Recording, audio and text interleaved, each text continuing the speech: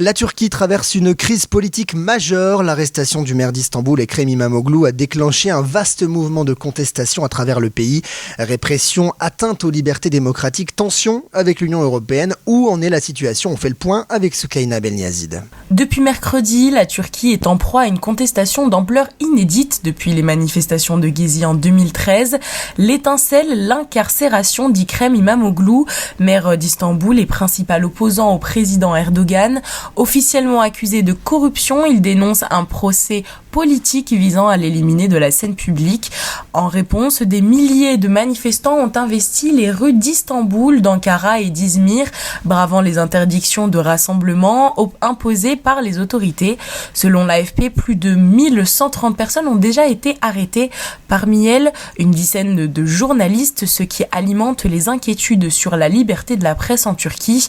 Özgür Özel, leader du principal parti d'opposition, le CHP, dénonce une dérive autoritaire et appelle à un boycott des médias pro-gouvernementaux. De son côté, le président Erdogan reste inflexible, qualifiant les manifestants de fauteurs de troubles et promettant une répression ferme. Sur la scène internationale, les réactions sont vives. La France, l'Allemagne et la Commission européenne expriment leurs préoccupations face à cette atteinte aux droits démocratiques. Rappelons que la Turquie est membre du Conseil de l'Europe et candidate à l'adhésion de l'Union européenne. Des engagements aujourd'hui remis en question. Cette crise dépasse donc le cadre national. Elle pose la question de l'avenir démocratique du pays et de ses relations avec l'Occident.